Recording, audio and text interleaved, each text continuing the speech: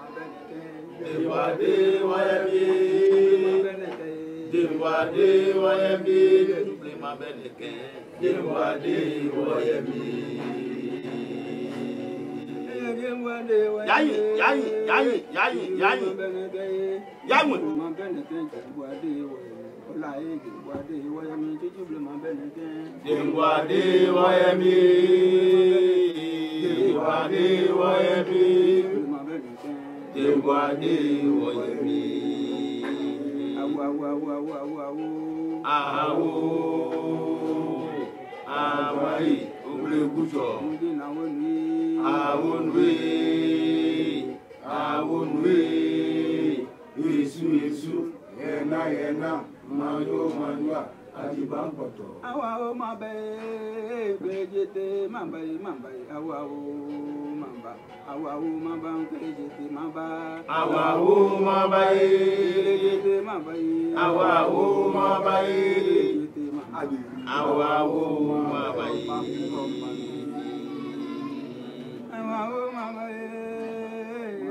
Ayemi, gade tenuo, chichodoma, awa mamba awa mamba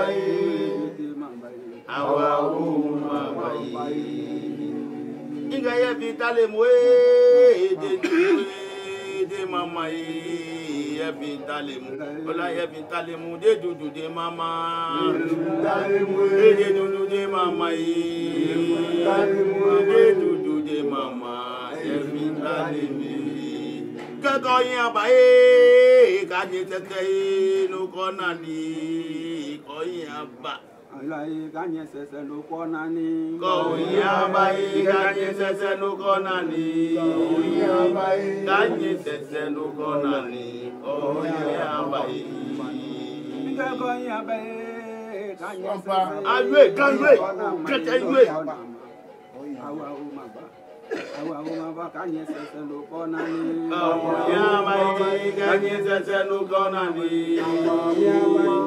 ganye sese no kona ni ko yin abaye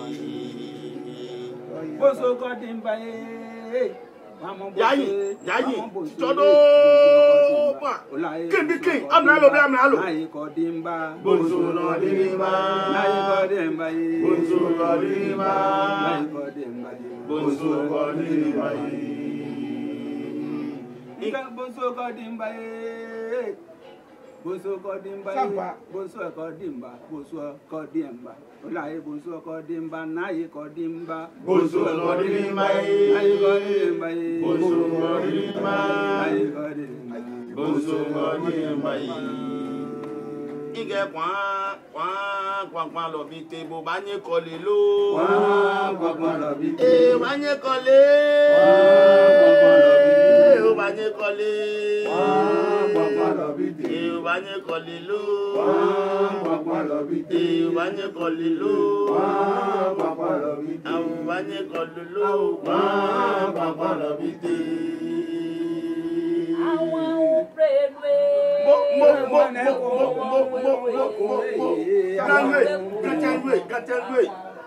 Olai àwọn plenu wọn weko àwọn plenu àwọn plenu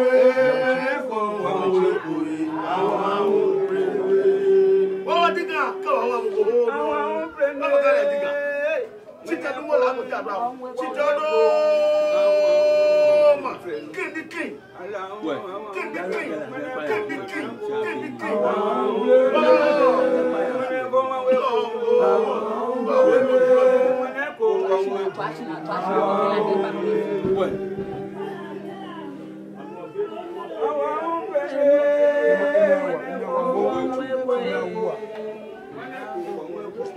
One day ago, I didn't share with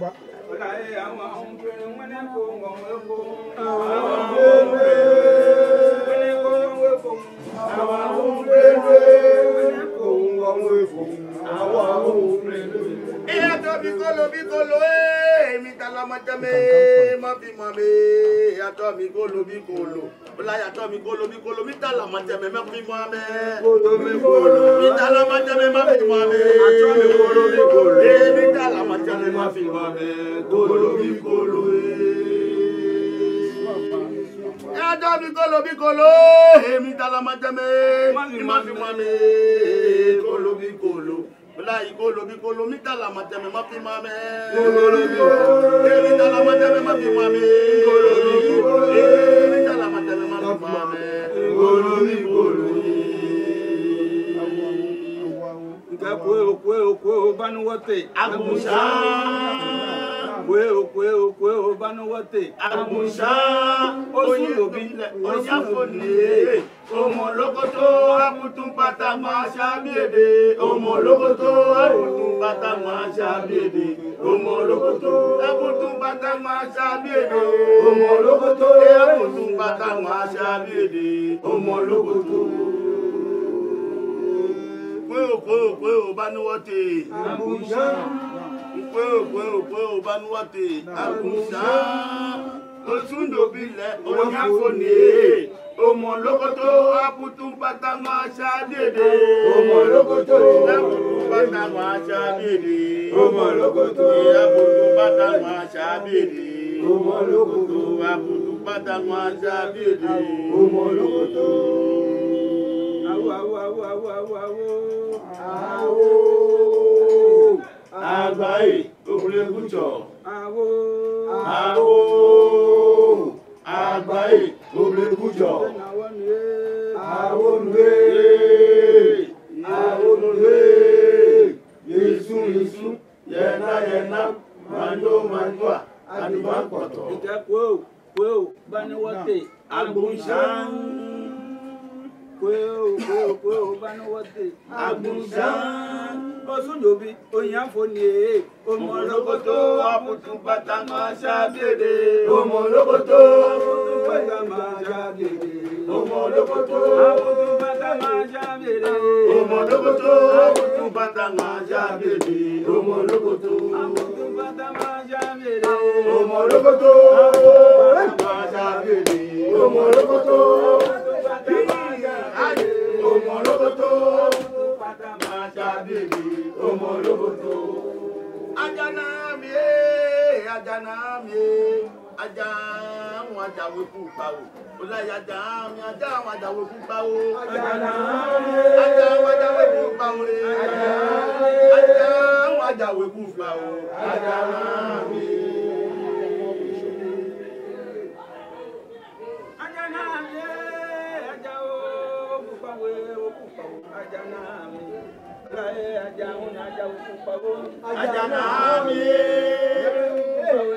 Ajanami.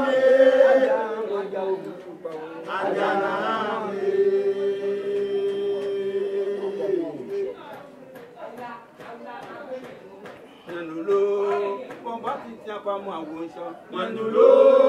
wọ́n bá ti tí apá wọ́dúló wọ́n bá ti tí apá mọ́ àwọn ìṣàn wọ́dúló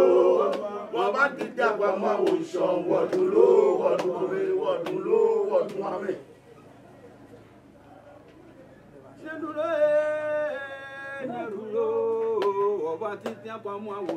Wọ́dúló wọ́n bá ti tí apá mọ́ àwọn ìṣàn wọ́dúló wọ́dún àmì. Awo Àgbáyé Òbúlégúnjọ. Awo Àgbáyé Òbúlégúnjọ. Awonwe Yesu yẹna mandoa adùnmápọ̀tọ̀. Ose yae.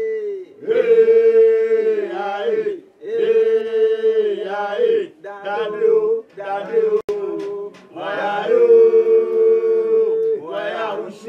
waya usho, awuja baba, abasemu, oye. Adade, sadifo. Adade, sadifo. Obi di no fremi. Adade, onípa no fremi. Adade,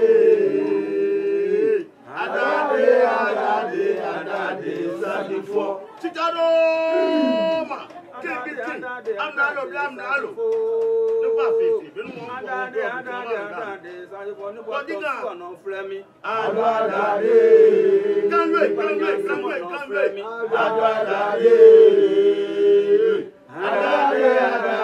Adade, sadifo. Ó bá fi àwọn ilé lákòótá àdúrà òsì jẹ yìí. Náà mo dìbò, mú bú ìbò yìí. O manu jepedwe, manu ya. Manu ya o. manu jempedwe manu ya manu ya jempedwe manu ya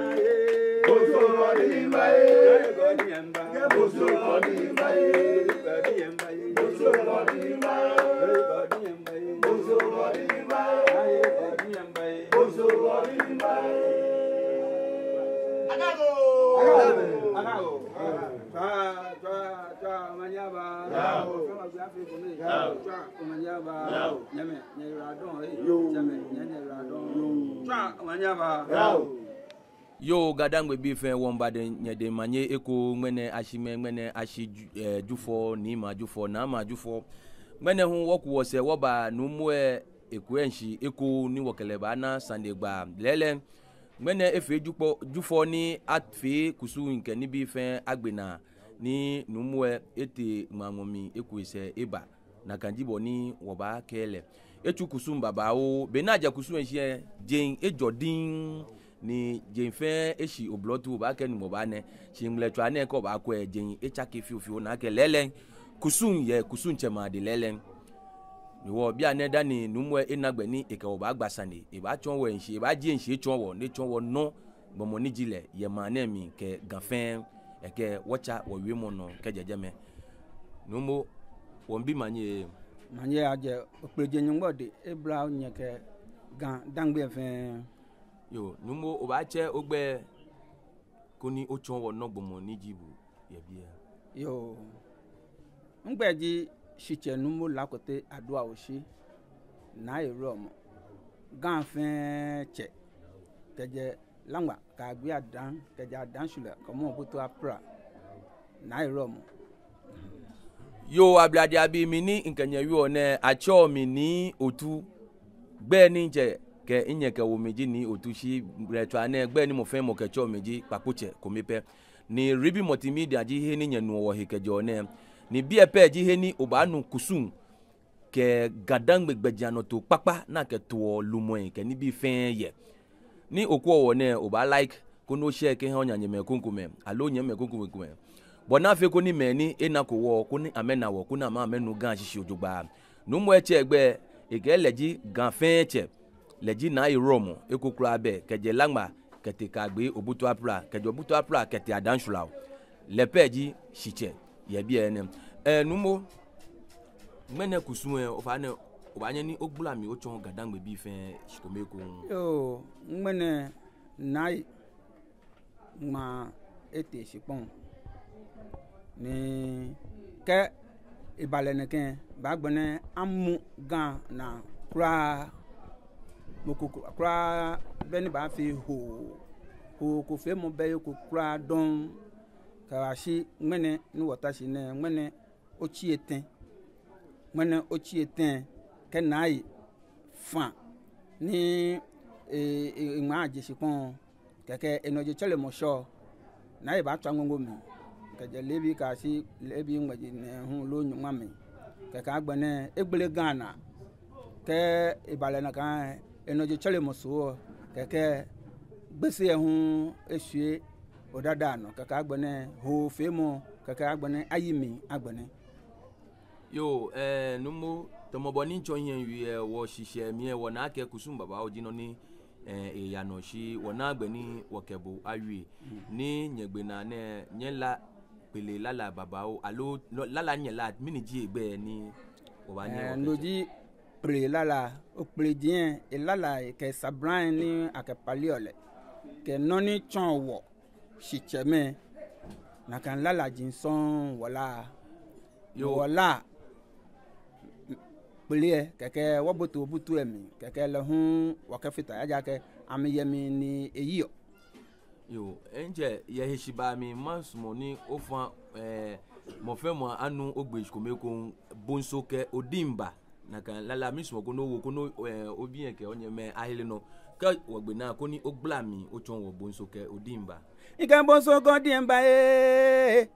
wa ja frank wa mo bonso ko dimba olaye bonso ko dimba na e ko dimba bonso ko dimba na e ko dimba ga dimba na e ko dimba bonso ko dimba yo ba ne me ko ba somo ake agbla na ke bonso ko dimba a chon wa kuku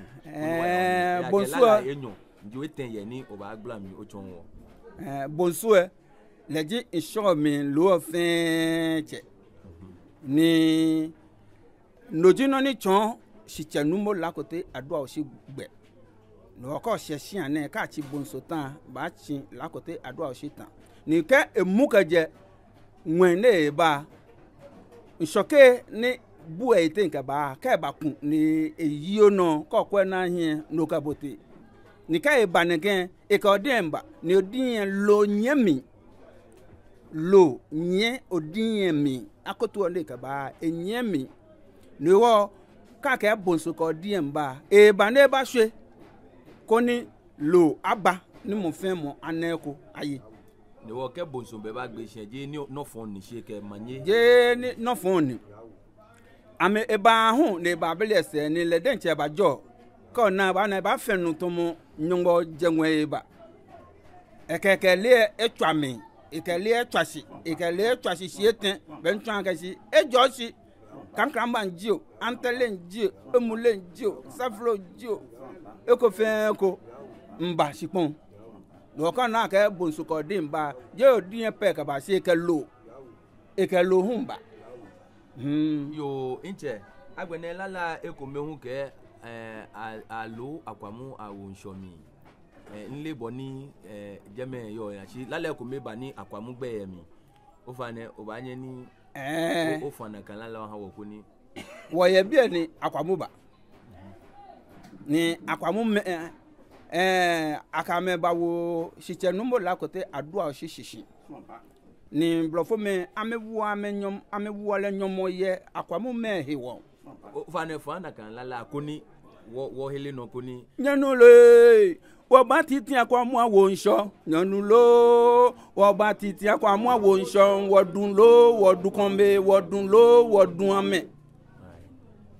wodulo wodu ame wodun kombe ewo jeme no agbene ka o ne o ba himoko ngon ni o tano o fe he le siache ni je siache dibuo siache ni di siche e ba ton bobon ni eyo han ni le ebe ko nsoji no ni ka olobu ni ka bo ba wo mi nujo fe nujo ka o mo na nsin he ko be no ba chon ja na ye mi no ndo ka fe e ba lo kenye wo ku me fe le ba tinye se wo bonso amuso ne jo akela la ne je o manje la lo si mi fun ka o ne no wo he no ababoshi ka wo he no ababoshi ni ka moko ye eman ni bo o cho he siche no ni ba na ka si le siche ji le e ba lo bo ne ka bo awo nso mi ni ka le sele mo ko no sele no ko yo abladi avi ni meke na me lelen boni numu egbla ni bi am echon wo fi ake e shepepepe ni wo ye Facebook live keji mo konsumo ni ebi sandeko e ba nye ni ebi keji wona wole eke numu eji elena lala ni numu lala ibaba o si enyon oko alo eten oko pe jino ni e ba nye gbla mi kechon wo eke wocha wo sandegba no numu o fa ne wonu lala e kule hu ye ni oke atawo majian chemekume ni afimo ame ofane wanye owo na kan lala no ko ni meanu meni nkwe wa menu na kalala dani wagla agla Osinjo wo no wa bi kolobi kolo na you ega to mi kolobi kolo mi talama teme ma fi mo ame kolobi kolo la kolobi kolo mi talama teme ma fi mo ame mi talama teme ma fi mo ame mi talama teme ma fi mo ame kolobi kolo enechon agboje kesiche ni siche numo la ko te ado osi eji amela me denche ame yohoda se akabeni so agbobulo nyame hi na amehye ajenga ti gonno amena lasun ye inshafu na me ka ka dabi lasun eje ye heko ni gbomo bejeme no obesane na kwaja ke so agbobulo lehun warrior ni lehun efe le ba se egbesi ke mbabe na fe na ye ne ba hin na etu tabilo e ni yo esisi etu ameko ni amba ye te mo me na me kwe me ni yo je me ka gbo ni sana wu amefu na wu amefu amba hin si tomo no jiete na me ke nta o leader aja ke ado o se je epo efan po keke je ko le kusun fe mo mi no te mo mi ke ne ke komone na me na ke si dabi si che no mo la ko te ado o se ni ameyo elefe na me nu ehe akesi eya na leke wo bi eyo je ni amete ama bo so agbobilo akena no mo la ko te ado osi ke wo bi e me ni wo yo elefe ni wo nu ameya ke ameya na amameyo je me wo be sani so agbobilo ke e wo bi e ameta o na amecho na amekwe la sun se egbe ko ni ake he ko ye je nlo no ko ba hin sin mo ko ye dan oba no ka oba fe oba bobla e ba fe mobo ne ka bo anwe si ne bibu ake bo den che ni gba oje no ene chon agboje ke si che ka blade ni la ko te ado osi eji no ka mo ko menye na me ke ke je bi ka wa bi wo no ni ke je bi ka wa bi wo no ni na do na le ake si wo ja ni ne gami ye pesi emi bo fe boni eji ha ajami ye pesi emi lo keje la ahun kan ho langba mi si che numu la ko te ado asi nno ni keje nno ni te ma fe te ma amoku ma ya fi mo ame yo abladi abi keji wo wa bo numu etue numu ehani wo sanegba engon ojogba ni boni heni sanegba etentron ke ya ye labia sanie okwa agbeno dan no ni wo no wo kete ba agbeno dan ma chonye no ni wo wo neme nwa me ple ake la ketashi ke neke osugbene amejimeni ameke ha osume alo la me no ewo wo ba ku wose no ya wo ba ko no ba bi no mwe gbeno ni cho ni legimoni eta one fimo la me la mancheme ni ka ma nweshi ni enele ake la me be ba hihini la me yo gbenene ni bonifi ni nungwa megbe bakano ake ameji me na meke na kanje me ha me oba bote no mi shinue wo chenye to ise wo ke te ba ngme no dan numo fi ake wo na ke o he wulamo alo hisamo afili ni ne bie ke bie mo mi bia ke wulo me baba oji me ni yoga me fe ni ke afili mo amen ni shineke ni eyeji neke no ngmene ni mo fe mo e ko afili efi si tutu brema me ni fion afili ji neke romo wujin eten ni fita na ye na meji ni di kemache kole ye jeme sakumo ye jeme dantu ye jeme ame ji me ni aka metu ake ame fita shiche numo lakote adua oshi ni ji na ye romo na tun okosun ni amete mokun den che ama afilie esolo si an romo ni ba na fe o fi afili o ba fi banka alo ba ta o nle asinonko o won onilesi nojino ni akeyu ame ni to be no obi o mepe wo afili ejwe afilie nnande ke nnilesi na kanji benin wuole kaja afi enumoko ka ba ne ni romo ndo na me kro ekome hu am ka fita sikun ni de juno pe amenwo na me ka watch lo ndo ko mo ame abekugbe si bia ne boni amena ni nyo ewo mo fe mo le ebon na kan no fe mo ni bi ba hye ni nke ene hu ba fitaye ni kan ka fitaye mo nko o ye egbe le ndo ka gbe yi to mo fa ne ni mbu ne je mo fe mo buo je na ye mi oje o le fele mo ni bo ko no bu ni ka fi ameyu ake wo numo sakumo we gboma de san ni fe mo ni ha ni abuo le gbomo ko konkroshi eje ngele no eye fa na ebuo na kan fa ka be ite e ke ne ko mo ite eye fa na ebuo ka bu nu be ba bu source fa ndo pe hin hale skole ye fa na ebuo ka bu nu ba bu source fa ai gbe fa ne na kan no di dantu si bia ne mo fe mo eko ne kan fa ne ni bo no ta ekun shoke ni shoke mbu no hani nyami bokete lawe ebu ne kan fa ne ko ne fian icho jake moko beni kun jami pen kun yo numo mabia ke keji awo ulomoko yakusun ko poteni otu han le romo ni oba na ye gan sipon ne no ja echon mi eni no we ekore ni nyewoku en tawo akesi anamoko ne tashi ake lumo si lumo nye to he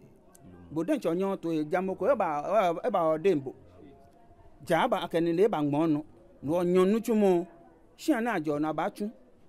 ka tun ke ni le klala ku atawo afi bodan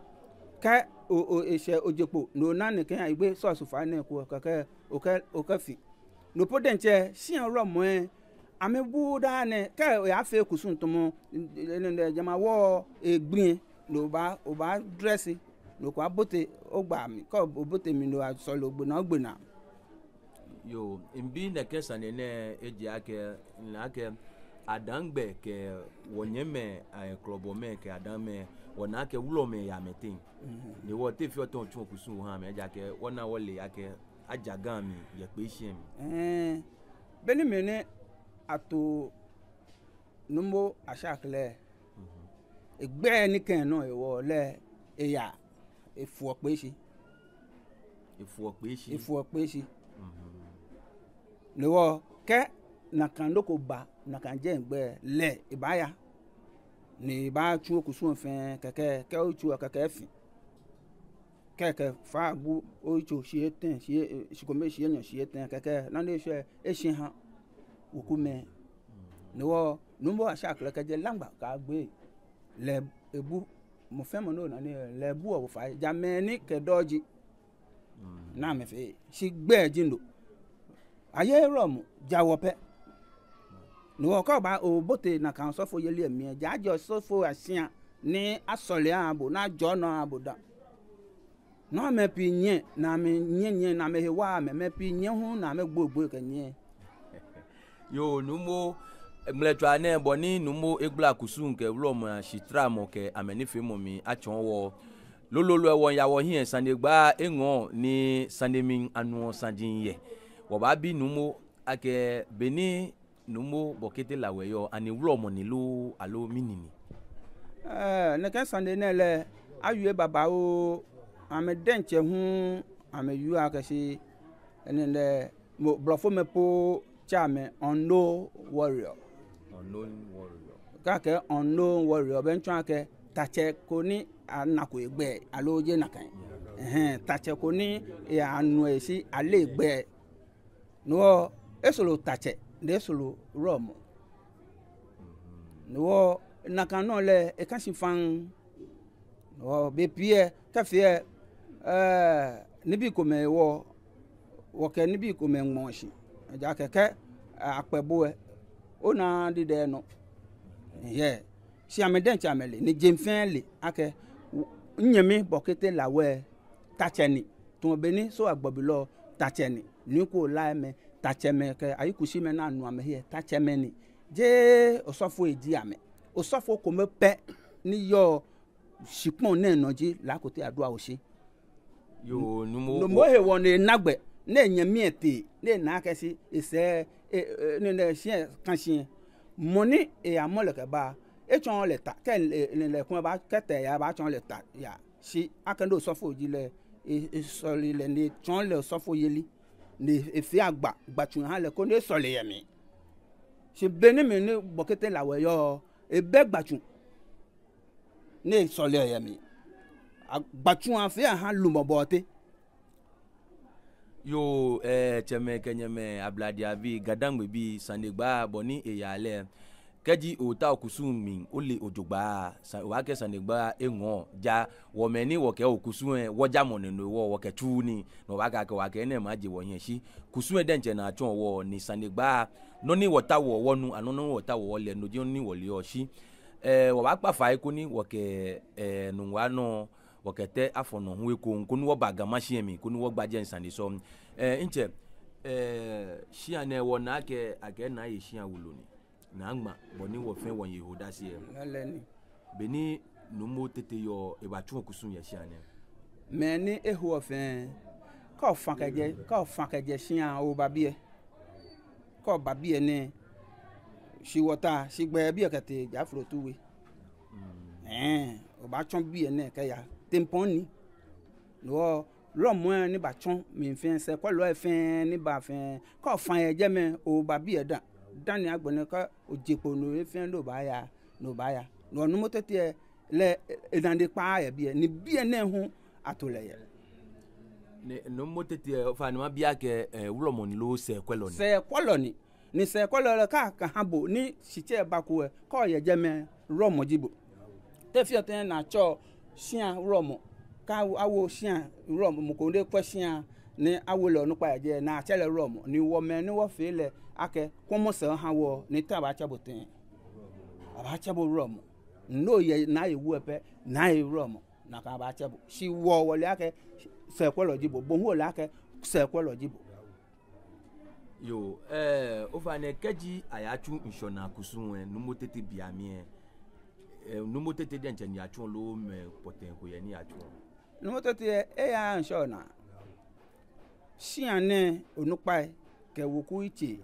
ke romo ni yo ke kusun cheme ni yo ama tun nsho na nuchumo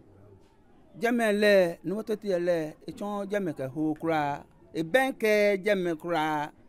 ni ke atensho bule mo po ni me ni ase jeme ame iseko ni tete me lo akwa me ko ye jeme aka me gbe yi ke wo ye ngako mi ye nga ni nga nyami isabi po ye jeme yo hewo abamu sabile na kala achemi ko no tun kusun no mo tete le sho na ke akwa me ne ba ho fen se ko lo fen ame chon sho na ke ho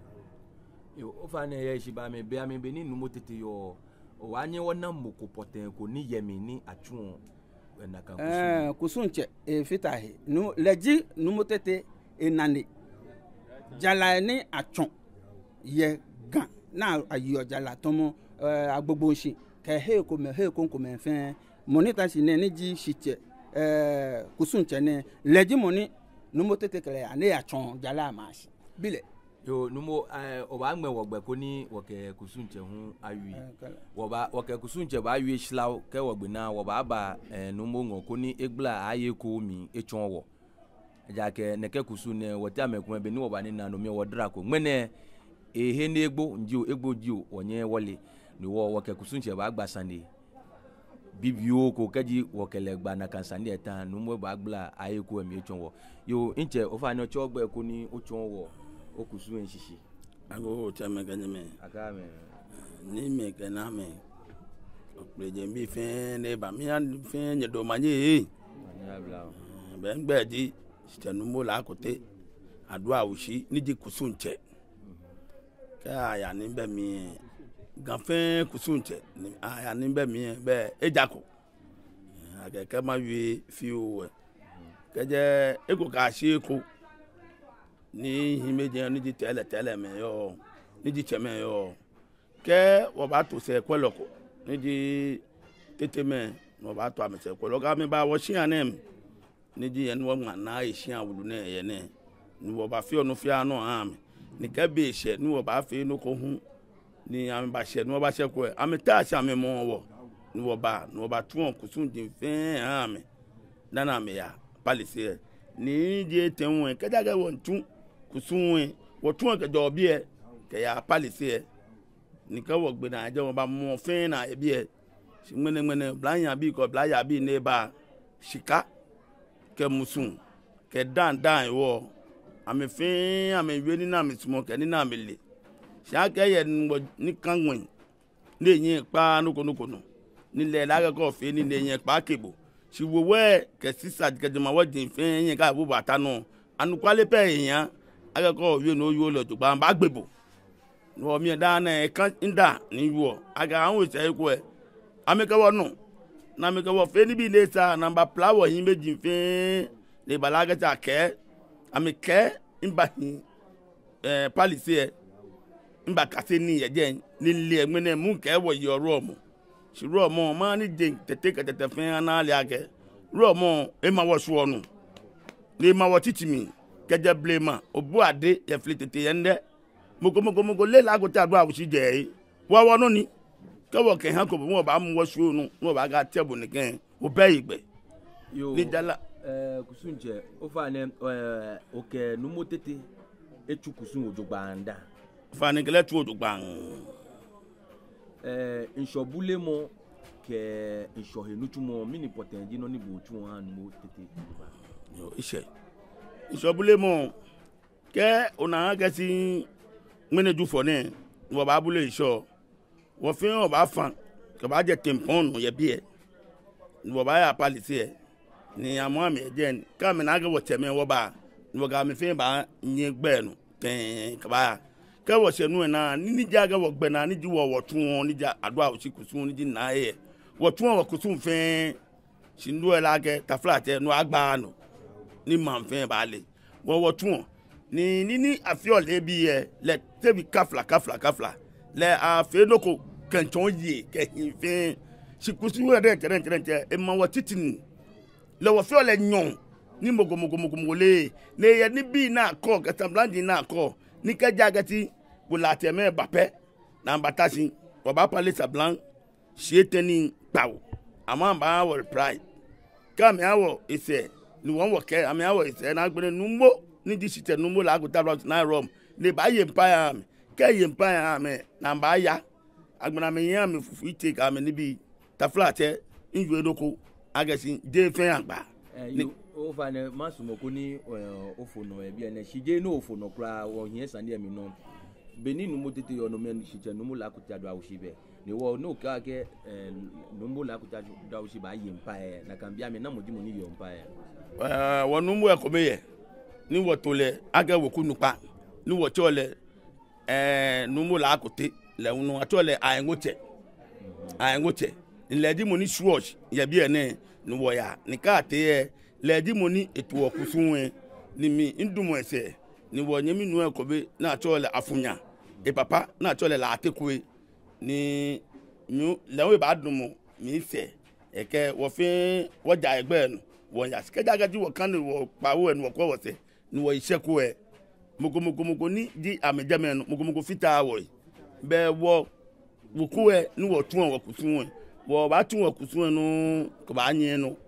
ko ba yin ke wo se nu wo ba mo to be ni wo numbo na iwe e wo nyemi yo alo wo sabiko ni lawe bashia ni be ba fo biko e na ga bi lega ga wo nyemi yo fo ni ka je bi ni wo bi ni no ba mo le wo mi nto age e wo mi ni wo kle ba tun yo ovane ke okonye wo mi temo afie nyi eneni ochuku na kanshona kusuwe ku no awu teme kengen yin ba wo mi ma ke afi nyuma ke nu ke se ni wo chuku ne ke kusu ne ko ame ke je wo si ameni ni na me ke je wo ni na nu mo ni yo nwe ne e ke ja ke wo fin explain ne no amba fin ni wo fe ne explain ne no amba fin de no ni ja ke na nu mo de tele kon ake wo di system ni ke wo fende ni ba fende na ga je wo ni wo fin no la we me ya moko ni ba ke si len ni ba ye hin shi kusun che ofa ne o ye mo ke ile ake be keje afi baba ono chone ni nyechuku na kankusun meni ka meni amechuon na kankusun ni amechuon le pepepe o chata na amechuon le mi ge adumochipo efi om no go no mi ya de mpokura na tuon le afi no go ye ahin na na ga ma me fe go keke ewo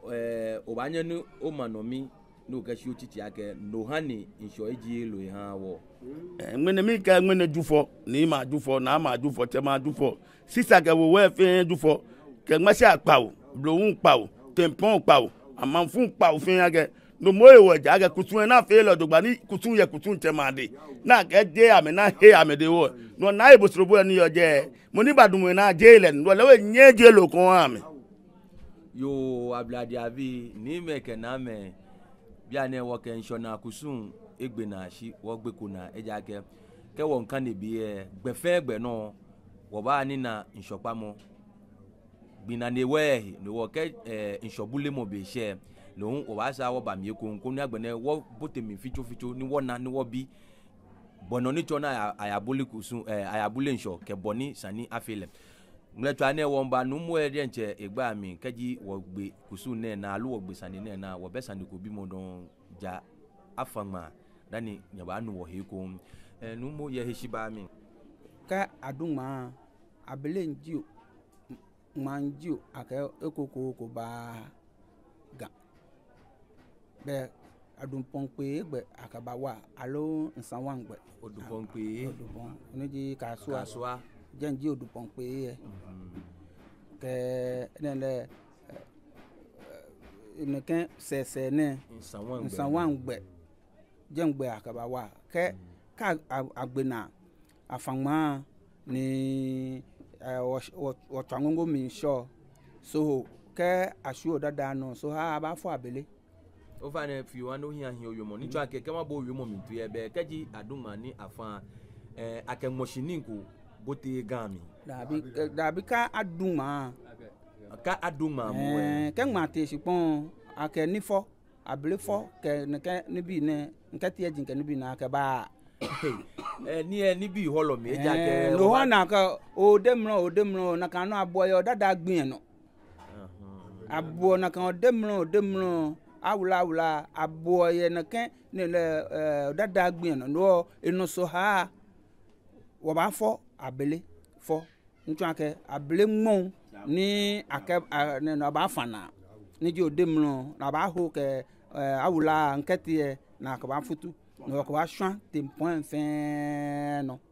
na ka ni cheme ebote tumi na me sole na me ha ni gan tenjole jala kan bi fin atu akọ gbikome na kan gbile keje lebi ngbeji pa ka si gbeke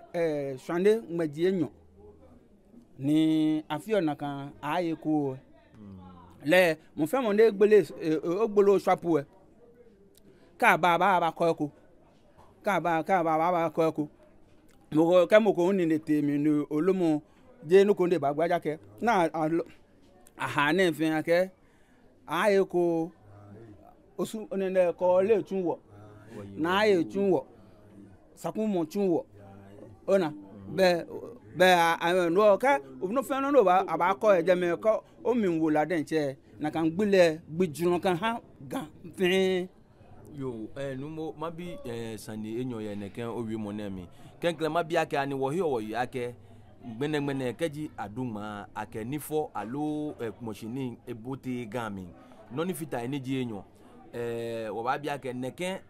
kusun ne eyelololo ni afi aye ko ne no fe no efite